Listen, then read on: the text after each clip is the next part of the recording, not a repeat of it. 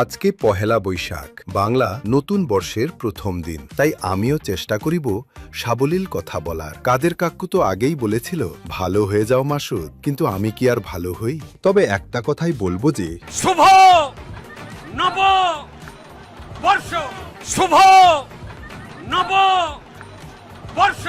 না ভাই, বাকিদের মতো এইটা আমি বলবো না। এখন আপনাদের মনে প্রাণে অন্তরের চিপায় চাপায় একটা কথাই আসতে পারে, কেন আমি কি বাঙালি না? না ভাই, আমি বাঙালি। তবে একদিনের জন্য মঙ্গল শোভাযাত্রা, কাণ্ডে পিণ্ডে ইলিশ ভাজা আর পান্তা গিলা, পাঞ্জাবি পরে হিমু সাজিয়া রূপার সহিত দেখা করা আর রং মেখে সং সেজে নেচে বেড়ানো আমার ধারা সয় না। এখন আপনি বলতেই পারেন, এইগুলা আমাদের সংস্কৃতি, আমাদের ঐতিহ্য। ভাই, মঙ্গল শোভাযাত্রা, রবি ঠাকুরের এসো হে বৈশাখ, পান্তা ইলিশ, নাগরদোলা, বৈশাখী মেলা, এইগুলো সবসময় আমাদের সংস্কৃতি ছিল।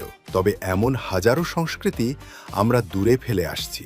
তাই একদিনের জন্য বীর বাঙালি সেজে শো অফ করাটা পোষাবে না ভাই। উল্টো এই একদিনের বাঙালি হওয়ার চক্করে দুই গালে আলপনার কাম আর বাজারে ইলিশের দাম বাড়াচ্ছি, স্রেফ আর কিছুই না। এ জাতি এখন শাড়ি পরতে পার্লারে যাওয়া জাতি ভাই। পিৎজা আর বার্গারের মুখে সকাল সকাল পেটে পান্তা দেওয়া জাতি এখন আর নেই।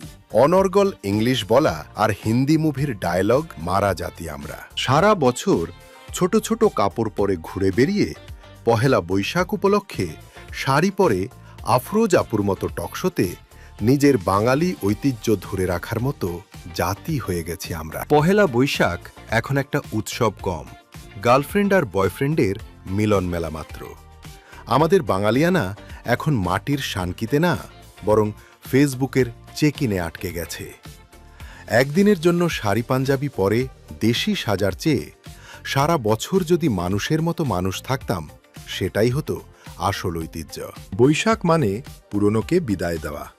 তবে পুরনো বলতে আমাদের সংস্কৃতিকে বিদায় দেওয়া না, বরং ভেতরের ভণ্ডামি আর শো অফ করার মানসিকতাকে বিদায় দেওয়াই আসল বৈশাখ।